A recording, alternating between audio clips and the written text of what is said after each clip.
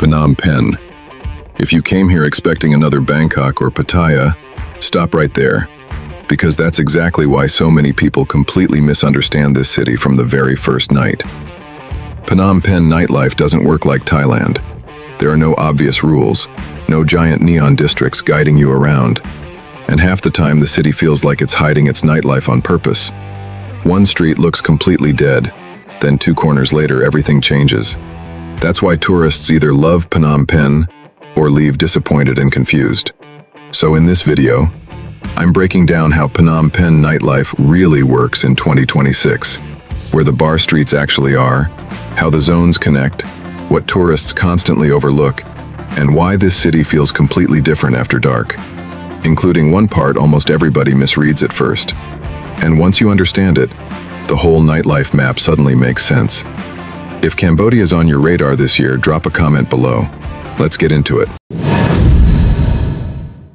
It's not a secret that I love Phnom Penh. Not because it's perfect, honestly, far from it. But because this city still has that raw, unfiltered Southeast Asia energy that's disappearing from a lot of places. And today, Phnom Penh might actually be the closest thing to the vibe I remember when I first came to this part of the world years ago. But that doesn't mean the city stayed frozen in time. Phnom Penh nightlife has changed a lot over the past few years. Some areas became cleaner, some became rougher, some completely changed their identity. There are more tourists returning now, more competition between venues, more places trying to modernize, copy concepts from abroad, or reinvent themselves completely. And honestly, I think that's a good thing. Because the biggest change isn't really the prices, even though inflation definitely reached nightlife too. The biggest change is mindset. These days, Phnom Penh feels a bit more intentional, a bit more organized, less built around fantasy, and more around atmosphere, social energy, and experience. But compared to Thailand, Cambodia still feels much rawer, less polished, less predictable, and sometimes a lot more confusing for first-time visitors. Because what hasn't changed is just as important. There's still no obvious structure here. No giant nightlife machine guiding tourists from one place to another. Phnom Penh doesn't really explain itself to you. You have to slow down, observe, and understand how the city actually moves after dark. And if you come here expecting Bangkok or Pattaya, you'll probably misunderstand Phnom Penh completely. Not because the nightlife is worse, just because it plays by completely different rules. And personally, I think that's exactly what makes this city interesting. If you've been to Phnom Penh before, let me know in the comments, what changed the most in your opinion? One thing that immediately confuses people in Phnom Penh: there's no giant nightlife district with a famous name attached to it. No walking street, no Nana Plaza, no obvious tourist zone telling you where to go. And that's exactly why so many people misunderstand Phnom Penh nightlife. Because the nightlife here isn't random, it's actually concentrated into a tight street grid that only makes sense once you understand the flow. And once you do, you realize Phnom Penh is one of the most walkable nightlife setups in Southeast Asia. Most people start around Street 104, good warm-up street, relaxed pace, easy entry point, then the grid starts tightening. Street 110 sits right in the flow. Street 118 is smaller and compact, easy for quick hopping. Street 130 feels slightly calmer and less intense. And eventually most people end up on Street 136, usually the busiest and most visible street in the whole area. The point where first-timers finally think, okay, now I get it. But what makes Phnom Penh interesting isn't just the main streets. It's the side alleys, the hidden connectors, the way quiet streets suddenly change after midnight. Tourist-heavy spots blend into local areas. One block feels relaxed, the next feels completely different. That's why nightlife here rewards movement. Some nights work best entirely on foot. Other nights, hopping between districts with tuk-tuks completely changes the experience. And once you understand the street logic, Phnom Penh suddenly becomes very easy to navigate. I also added the custom nightlife map below so you can actually see how these areas connect before exploring them yourself. And now that you understand the map, let's talk about the types of venues you'll actually encounter here after dark. So now that you understand the streets themselves, what kind of nightlife can you actually expect here? And honestly, Phnom Penh has evolved a lot. A few years ago, the scene felt much simpler, more repetitive, more predictable.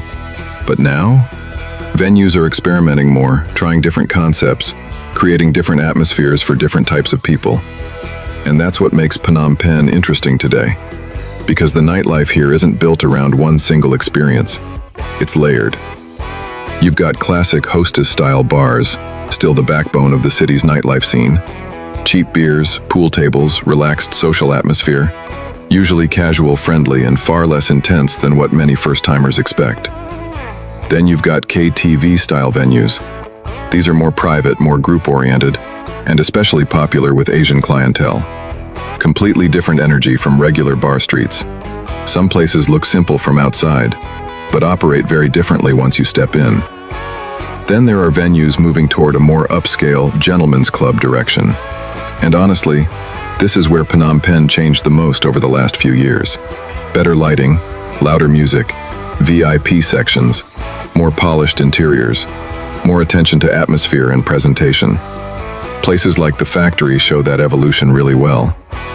But what I personally like most about Phnom Penh nightlife is that despite all these changes, it still feels local, raw, unfiltered, a little unpredictable sometimes, not overly commercialized, not completely manufactured for tourists. There's still personality here. And depending on your mood, you can bounce between rooftop bars, hidden lounges, riverside hangouts, sports bars, live music venues, or late-night street clusters, sometimes all in the same night. That versatility is what keeps Phnom Penh interesting. And honestly, I've walked these streets more nights than I probably should admit.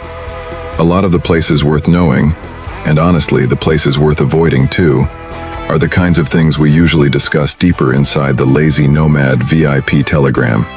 Not just content either. More like travelers sharing real experiences, stories, updates, and lessons learned on the ground.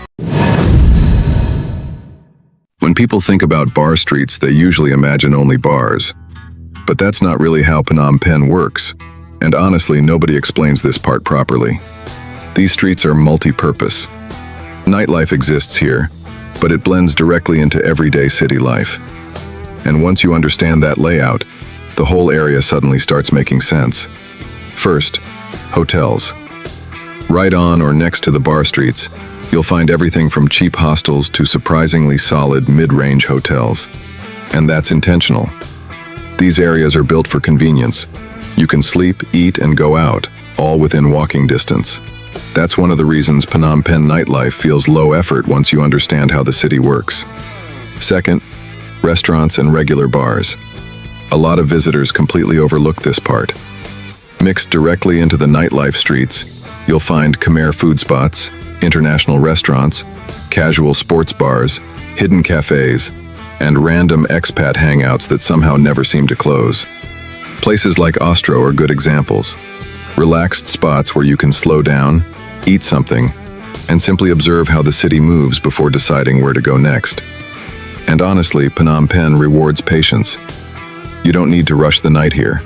Third, rooftop bars. A lot of people don't expect this either, but Phnom Penh has some surprisingly good rooftop spots overlooking the Mekong and Riverside promenade. Completely different atmosphere, fresh air, city lights, a chance to reset before jumping back into the streets again. And finally, massage parlors. You'll see them everywhere around the nightlife grid. Some are completely straightforward. Others feel a bit more ambiguous from the outside. And honestly, that's part of Phnom Penh too. The city rarely explains itself clearly. The key here isn't fear, it's awareness. Not every place operates the same way, and making assumptions too quickly is usually where tourists get things wrong. And this is the part most people never really understand about Phnom Penh nightlife. It's not just bars, it's an entire ecosystem layered together. Hotels, food, rooftops, nightlife, movement, street life, and different social circles all overlapping in the same few blocks. You can stay here, eat here, go out here, reset, observe, and move again, without ever really leaving the area. And honestly, that's why this part of Phnom Penh works so well. Once you understand the logic behind it, the city stops feeling chaotic and starts feeling surprisingly efficient. So, is Phnom Penh nightlife actually worth it? Honestly, that depends entirely on what you're looking for. If you came here expecting Bangkok-level spectacle, non-stop chaos, Phnom Penh will probably disappoint you. This city moves differently, slower sometimes, less polished, less obvious. But if you enjoy exploring instead of being guided, if you like cities that reveal themselves slowly, if you prefer atmosphere over spectacle, then Phnom Penh can become surprisingly rewarding. Because once you understand the logic behind the city, everything starts to click. Where to stay, where to start the night, when to move, when to slow down, which streets change after midnight, and which ones never really sleep. And that's why veteran travelers often end up loving Phnom Penh more than first-timers do. Not because it's better than Thailand, just different, rawer, more unpredictable, more human. For me personally, that's the appeal. Phnom Penh still feels real. And honestly, that feeling is becoming harder to find. Southeast Asia changes constantly, and Phnom Penh is no different. One venue disappears, another opens. One street suddenly gets busy again, while another goes quiet for months. And honestly, that's exactly why the lazy Nomad Telegram exists. People inside share updated maps, venue changes, warnings, hidden spots, and real observations from cities all across Southeast Asia. Usually long before that information reaches YouTube videos or travel blogs. If you want access to that side of things, the link's below. And if this video helped you understand Phnom Penh a little better, hit like, subscribe, and let me know your thoughts in the comments. Thanks for tagging along with Lazy Nomad. Until our paths cross again in the neon-lit streets of Southeast Asia, keep exploring, but always keep it lazy. Good night, and see you on the next adventure.